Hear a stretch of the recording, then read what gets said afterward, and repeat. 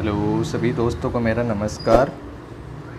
अपन पढ़ रहे हैं प्रश्नमाला 16.2 जिसमें अपन 5 क्वेश्चन पढ़ चुके हैं। बेलन के संपूर्ण पृष्ठीय क्षेत्रफल और आयतन की चर्चा कर रहे हैं। इसी क्रम में अपन छठा सवाल करते हैं। छठा सवाल है, एक बेलन का वक्र पृष्ठीय क्षेत्रफल 660 वर्ग सेमी और ऊंचाई 15 सेमी है, इसका आयतन ज्ञात कीजिए।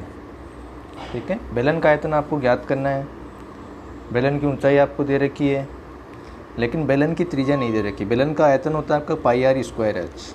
ऊंचाई आपको दे रखी है लेकिन बेलन की त्रिज्या आपको नहीं दे रखी है। तो सबसे पहले आपको जो बेलन का वक्र पृष्ठीय क्षेत्रफल आपको दे रखा है, वक्र पृष्ठीय क्षेत्रफल की सहायता से सबसे पहले आपको त्रिज्या का मान निकालना पड़ेगा। ऊंचाई का मान आपको दे रखा है, त्रिज्या का मान, ऊंचाई का मान आने के बाद में आप बेलन का आयतन निकाल सकते हो। तो देखना कैसे करते हैं। बेलन का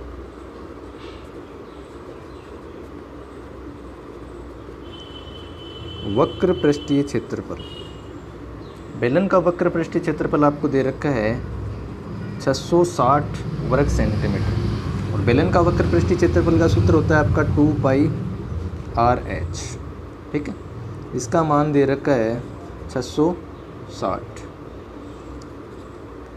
2 इंटू पाई का मान 22/7, आर इंटू बेलन की जो ऊंचाई है वो आपको कितनी दे रखी है, 15 सेंटीमीटर दे रखी है। कितनी दे रखी, 15 सेंटीमीटर। अब देखो h का मान अपन यहाँ रखेंगे तो कितना, 15 बराबर 660।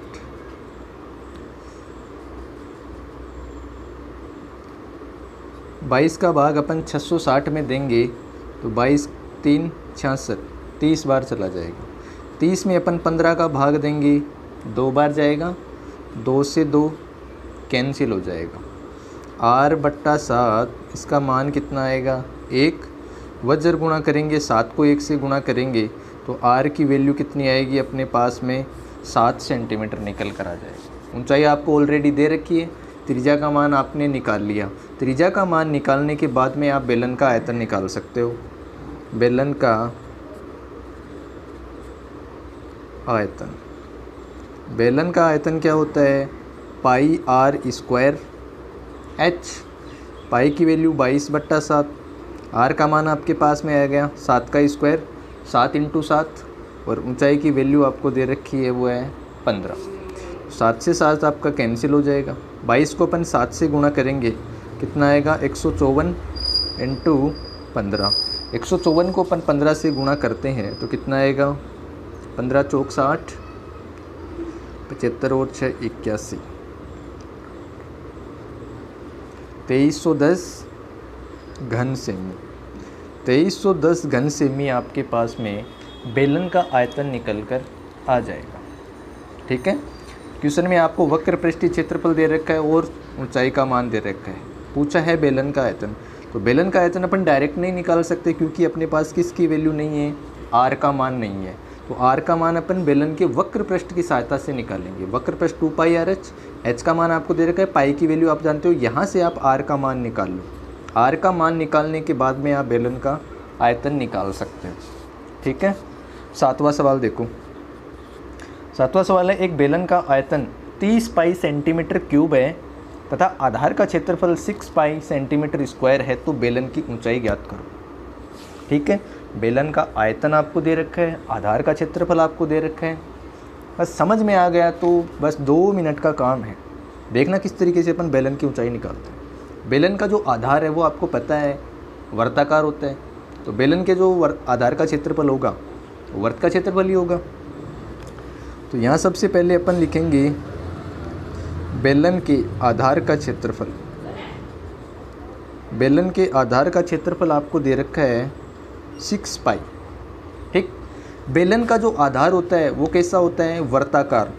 तो इस आधार का क्षेत्रफल क्या हो जाएगा आपका, पाई आर स्क्वायर बराबर 6 पाई। अब यहाँ से देखो पाई आर स्क्वायर की वैल्यू कितनी आ गई, 6 पाई। समीकरण 1 दे दो। ठीक, अब आप एक चीज़ और दे रखी है आपको, बेलन का आयतन।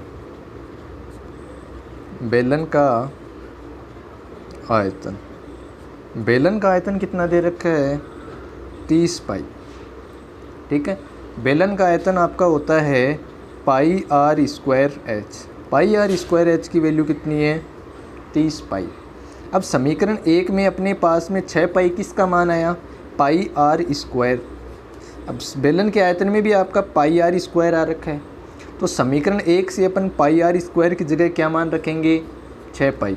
यहाँ जो पाई आर स्क्वायर आ रखा है, यहाँ अपन क्या रखेंगे? 6 पाई रखेंगे। 6 पाई किसकी जगह? पाई आर स्क्वायर, क्योंकि समीकरण 1 में अपने पास पाई आर स्क्वायर का मान 6 पाई है, तो यहाँ अपन पाई आर स्क्वायर की जगह 6 पाई रखेंगे। साथ में क्या आ जाएगा? h बराबर 30 पाई। h का मान निकालेंगे, h बराबर 6 पाई का अपन पक्षांतरण करेंगे तो भाग में जाएगा। अपने पास 30 पाई ऑलरेडी है, 6 पाई का पक्षांतरण किया, भाग में आ गया। पाई से पाई कैंसिल, 30 में अपन 6 का भाग देंगे तो h का मान कितना आएगा आपका? 5 सेंटीमीटर। तो जो बेलन की ऊंचाई अपने पास निकली है वो कितनी निकली है? 5 सेंटीमीटर आई है। इस तरीके से आपको सवाल करना है, सवाल को पढ़ना है, पढ़कर अच्छे से समझना है, समझने के बाद में आपको आंसर स्टार्ट करना है। आधार का क्षेत्रफल दे रखा है, बेलन का जो आधार होता है वो कैसा होता है आपका? वर्ताकार। तो पाई आर स्क्वायर, बेलन का आयतन पाई आर स्क्वायर है। समीकरण 1 से पाई आर स्क्वायर का मान यहाँ रखना है और बेलन की ऊंचाई आपको ज्ञात कर लेनी है। ठीक है, सिंपल सा सवाल है। 8वां सवाल देखो। 8वां सवाल, एक बेलन का आयतन और वक्र पृष्ठीय क्षेत्र पर 1650 घन सेमी और 660 वर्ग सेमी है, तो बेलन की त्रिज्या और ऊंचाई ज्ञात करो। जो चीज़ आपको दे रखी है सबसे पहले वहीं से स्टार्ट आपको करना है। सबसे पहले आपको दे रखा है बेलन का आयतन।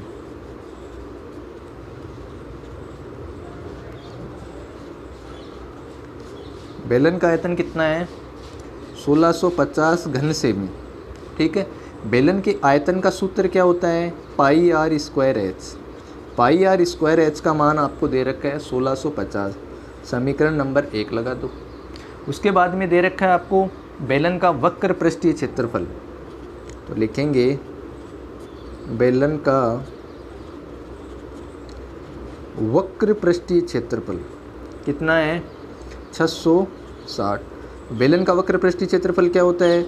2 पाई आर एच। इसका मान आपको दे रखा है 660। समीकरण 2। अपने पास समीकरण 1 और समीकरण 2 आ गए। क्वेश्चन में आपको निकालना है बेलन की त्रिज्या और ऊंचाई। आर और एच का मान यहाँ से निकालना है। आर और एच का मान निकालने के लिए क्या करेंगे अपन? समीकरण 1 में समीकरण 2 का भाग देंगे। समीकरण 1 भाग समीकरण 2। समीकरण 1 क्या है आपका?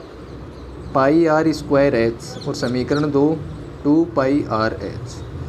1650 बटा 660। ठीक, जो संख्या कट रही है उसको काट दो।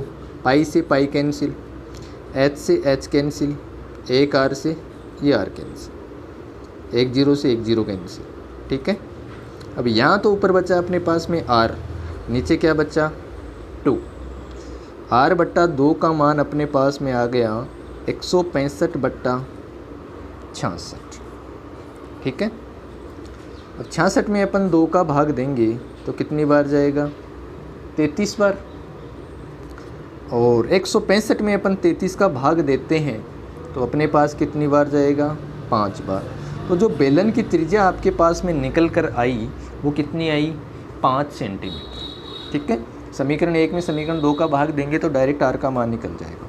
अब आर का मान आपको या तो समीकरण 1 में रखो या फिर समीकरण 2 में रखो। किसका मान निकलेगा? ऊंचाई का। तो आर का मान अपन समीकरण 2 में रखते हैं। तो समीकरण 2 क्या है कि 2 पाई आर एच। पाई की वैल्यू 22 बट्टा 7। आर का मान यहाँ से अपने पास निकल गया 5 इंटू एच बराबर 660। अब 660 में अपन 22 का भाग देंगे कितनी बार जाएगा? 30 बार। 30 में 5 का भाग देंगे 6 बार।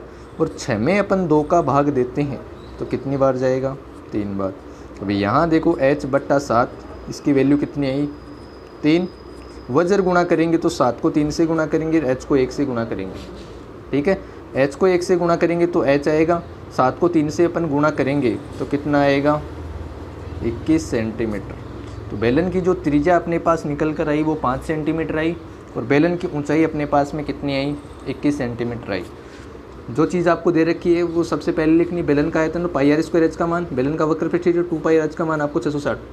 समीकरण 1 में समीकरण 2 का भाग देना है, त्रिज्या का मान निकल जाएगा। त्रिज्या का मान निकलने के बाद में आर का मान या समीकरण 1 में रखूँ या समीकरण 2 में रखूँ, आपके पास में बेलन की ऊंचाई निकल कर आ जाएगी। ठीक है, नेक्स्ट सवाल देखते हैं। नेक्स्ट आपका 9वां सवाल। 9वां सवाल है, एक बेलन की ऊंचाई व त्रिज्या क्रम से 7.5 सेमी और 3.5 सेमी है। इसके संपूर्ण पृष्ठ का क्षेत्रफल और वक्र पृष्ठ के क्षेत्रफल में अनुपात ज्ञात करो। ठीक है, इस सवाल को अपन 2 तरीके से कर सकते हैं, दोनों ही तरीके अपन यहाँ देखने वाले हैं। सबसे पहले बेलन की ऊंचाई h बराबर 7.5 सेंटीमीटर। ठीक है, और बेलन की जो त्रिज्या है वो है आपकी 3.5 सेंटीमीटर। दोनों चीज़ें आपको दे रखी हैं। संपूर्ण पृष्ठ का क्षेत्रफल और वक्र पृष्ठ के क्षेत्रफल में अनुपात ज्ञात करना है। तो पहले अलग अलग अपन संपूर्ण पृष्ठीय क्षेत्रफल और वक्र पृष्ठीय क्षेत्रफल निकालेंगे। तो बेलन का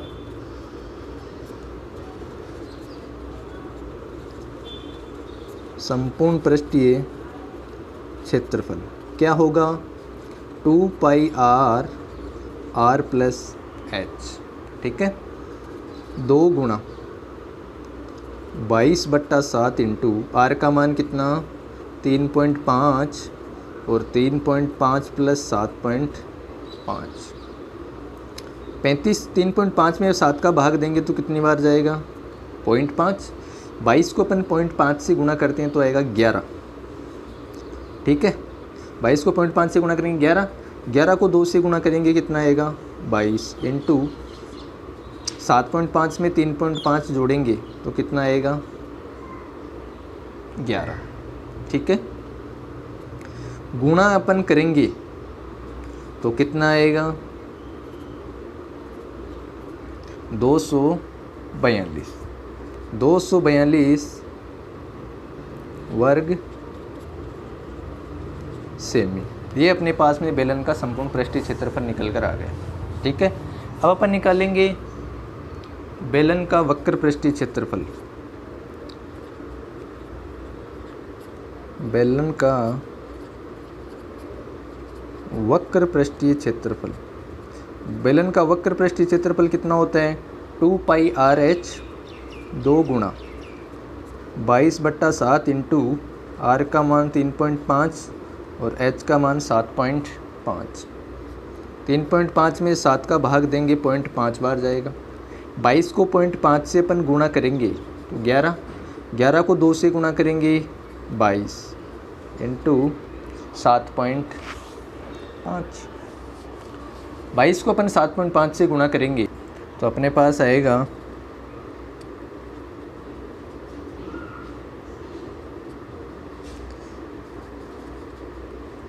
165 वर्ग सेमी। दोनों मान अपने पास निकल गए, समीकरण नंबर 2 दे दिया। ठीक है, अब क्या करेंगे, दोनों का अनुपात पूछा है तो समीकरण 1 में समीकरण 2 का अपन भाग दे देंगे। समीकरण 1 भाग समीकरण 2, तो दोनों का अनुपात निकल कर आ जाएगा। बेलन का संपूर्ण पृष्ठीय क्षेत्रफल बटा बेलन का वक्र पृष्ठीय क्षेत्रफल। बेलन का जो संपूर्ण पृष्ठीय क्षेत्रफल आपके पास कितना आया 242 और बेलन का जो वक्र पृष्ठीय क्षेत्रफल है वो कितना आया 165। ठीक है, दोनों में 11 का भाग जा रहा है, इसमें कितनी बार जाएगा 11 दूनी 22 और 2 बचेंगे 11 दूनी 22, इसमें कितनी बार जाएगा 15। तो बेलन का संपूर्ण पृष्ठीय क्षेत्रफल और वक्र पृष्ठीय क्षेत्रफल इन दोनों में अनुपात कितना आ गया आपकी 22:15। 22:15 आपके पास में संपूर्ण पृष्ठीय क्षेत्रफल और वक्र पृष्ठीय क्षेत्रफल। ये तो आपको दोनों तरीके से सूत्र में मान रखो, डायरेक्ट करना है। ठीक है, इसके अलावा एक दूसरा तरीका है वो और देख लो, उसमें आपको डायरेक्ट करना है। संपूर्ण पृष्ठीय क्षेत्रफल और वक्र पृष्ठीय क्षेत्रफल का अनुपात ज्ञात करना है। तो वो कैसे करोगे देखना, संपूर्ण पृष्ठीय क्षेत्रफल बटा वक्र पृष्ठीय क्षेत्रफल, इन दोनों का अनुपात निकालना है।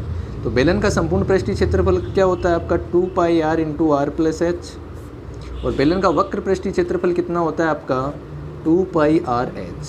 ठीक है, जो कट रहा है उसको काट दो, 2 पाई आर से 2 पाई आर कैंसिल हो गया, अपने पास ऊपर बचा r प्लस एच और नीचे बचा h। अब देखो यहाँ पर आपको बेलन की त्रिज्या और ऊंचाई आपको दे रखी है, वो मान यहाँ रख दो और आपके पास में अनुपात निकल कर आ जाएगा। तो बेलन की त्रिज्या कितनी है 3.5 और बेलन का ऊंचाई 7.5 बट्टा ऊंचाई कितनी है 7.5, कितना हो गया 11 बट्टा 7.5। ठीक है, इसमें भी अपन 2 का भाग देंगे तो 22 में 2 का भाग कितनी बार जाएगा 11 में 11 बार, और 15 में 2 का भाग देंगे तो 7.5। ठीक है, ये इस तरीके से करोगे तो भी 11 बट्टा 7.5, और इस तरीके से निकालोगे तो भी 11 बट्टा 7.5 आएगा। अब मर्जी आपकी किस तरीके से करना चाहते हो।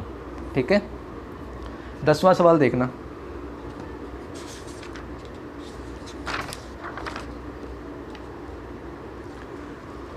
दसवां सवाल आपको दे रखा है 20 मीटर गहरा और 7 मीटर व्यास का एक कुआं खोदा गया, इससे निकली मिट्टी से 22 मीटर इंटू 14 मीटर माप का एक चबूतरा बनाया गया।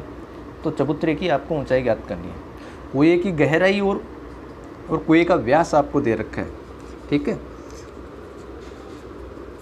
कुएं की गहराई का मतलब h का मान 20 मीटर। ठीक है, कुएं का व्यास आपको दे रखा है 7 मीटर। कुएं का व्यास आपको 7 मीटर दे रखा है तो आपको कुएं की त्रिज्या निकाल सकते हो। कुएं की त्रिज्या क्या हो जाएगी आपकी व्यास की 1/2, व्यास आपका 7 है 7/2, तो कुएं की त्रिज्या कितनी आएगी आपकी 3.5 मीटर। ठीक है, अब क्या कर रहे हैं, उस कुएं से अपन मिट्टी निकाल रहे हैं। कुएं से जितनी मिट्टी निकाल रहे हैं उतनी मिट्टी से अपन चबूतरा बना रहे हैं। तो कुएं से जितनी मिट्टी निकलेगी तो निकाली गई मिट्टी का आयतन किसके बराबर हो जाएगा, उस मिट्टी से बनाए गए चबूतरे के आयतन के बराबर हो जाएगा। निकाली गई मिट्टी का आयतन बराबर चबूतरे का आयतन। ठीक है, चबूतरे की लंबाई चौड़ाई आपको दे रखी है। ठीक है, निकाली गई मिट्टी का आयतन अपन सबसे पहले निकालेंगे। मिट्टी का जो आयतन निकालेंगे उसको अपन चबूतरे के आयतन के बराबर लिखेंगे। तो चबूतरा जो आपका बनेगा वो घनाभ के आकार का बनेगा, उसमें लंबाई भी होगी, चौड़ाई भी होगी, ऊंचाई भी होगी। तो आपको क्वेश्चन में लंबाई और चौड़ाई तो दे रखी है लेकिन ऊंचाई नहीं दे रखी। ठीक है, तो वहाँ से अपन उसको मिट्टी के आयतन के बराबर रखेंगे तो चबूतरे की ऊंचाई अपने पास में निकल कर आ जाएगी। देखना, तो सबसे पहले अपन निकाली गई मिट्टी का आयतन ज्ञात करेंगे। कुएं से निकाली गई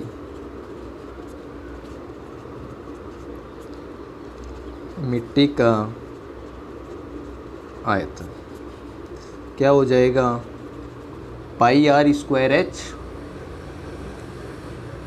ठीक है, पाई का मान 22/7, r की वैल्यू आपके पास में आ गई 3.5 इंटू 3.5 r स्क्वायर। ऊंचाई आपके पास में है 20, 3.5 में 7 का भाग देंगे 0.5 बार जाएगा। 22 को अपन 0.5 से गुणा करेंगे तो कितना आएगा 11 इंटू 3.5 इंटू 20। ठीक है, 3.5 को अपन 20 से गुणा करते हैं तो कितना आएगा आपका 70 आ जाएगा,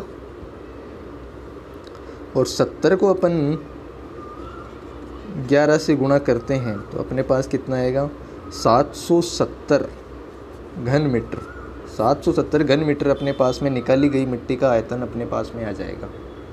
ठीक है, सबसे पहले कुएं से जितनी मिट्टी निकाल रहे हैं उस मिट्टी का आयतन निकालना पड़ेगा। अभी इस मिट्टी से अपन चबूतरा बना रहे हैं तो इस मिट्टी का जो आयतन आया 770 मीटर घन मीटर, ये किसके बराबर हो जाएगा चबूतरे के आयतन के बराबर हो जाएगा। तो चबूतरे की लंबाई आपको दे रखी है, चबूतरे की लंबाई L बराबर 22 मीटर। चबूतरे की चौड़ाई भी आपको दे रखी है 14 मीटर। चबूतरे की ऊंचाई आपको ज्ञात करनी है, लंबाई भी है, चौड़ाई भी है, ऊंचाई भी है, तो ये किस आकार का हो गया चबूतरा? आपका घनाभ के आकार का हो गया। ठीक है, चबूतरे का आयतन किसके बराबर होगा? निकाली गई मिट्टी के आयतन के बराबर होगा, क्योंकि उसी मिट्टी से अपन चबूतरा बना रहे हैं, तो दोनों का आयतन बराबर होगा। निकाली गई मिट्टी का आयतन, चबूतरे अपने पास में जो चबूतरा है वो घनाभ के आकार का है, तो उसका आयतन क्या हो जाएगा? घनाभ का आयतन लंबाई इंटू चौड़ाई इंटू ऊंचाई। निकाली गई मिट्टी का आयतन 717 है अपने पास। L का मान कितना? 22, चौड़ाई 14 इंटू एच बराबर 770। अब यहाँ से 22 इंटू 14 का अपन पक्षांतन करेंगे तो 770 के भाग में जाएगा, इधर अपने पास में बच जाएगा ऊंचाई h बराबर 770 बट्टा 22 इंटू 14।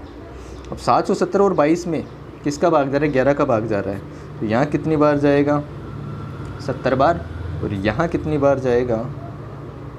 2 बार। ठीक है, और यहाँ आपके पास में 70 में अपन 14 का भाग देंगे, 5 बार जाएगा, तो ऊंचाई कितनी आएगी आपके पास में? h बराबर 5 बट्टा 2, तो ऊंचाई की जो वैल्यू है वो आपके पास में कितनी आ जाएगी? 2.5 मीटर। तो चबूतरे की जो ऊंचाई है वो अपने पास में 2.5 मीटर आ गई। ठीक है, क्वेश्चन को आराम से पढ़ना है, समझना है। कुएं की गहराई आपको दे रखी है, h का मान, व्यास आपको दे रखा है, तो त्रिज्या व्यास की आधी हो जाएगी। ठीक है, अब कुएं से मिट्टी निकाल रहे हैं, तो कुएं से मिट्टी निकाल रहे हैं तो सबसे पहले निकाली गई मिट्टी का आयतन ज्ञात करेंगे। निकाली गई मिट्टी का आयतन निकाल लिया। अब जो मिट्टी अपन निकाल रहे हैं उसी मिट्टी से अपन क्या बना रहे हैं? चबूतरा बना रहे हैं। तो निकाली गई मिट्टी से अपन चबूतरा बना रहे हैं, तो चबूतरे का आयतन किसके बराबर होगा? निकाली गई मिट्टी के आयतन के बराबर। चबूतरे की लंबाई आपको दे रखी है, चौड़ाई आपको दे रखी है, ऊंचाई का मान आपको पूछा है, अलग अलग मान है। इसका मतलब जो चबूतरा बन रहा है वो घनाभ के आकार का है, तो घनाभ का आयतन यानी कि चबूतरे का आयतन निकाली गई मिट्टी के आयतन के बराबर हो जाएगा। लंबाई इंटू चौड़ाई इंटू ऊंचाई बराबर 770। इस तरीके से करके आपको ऊंचाई का मान आपको निकालना है। ठीक है।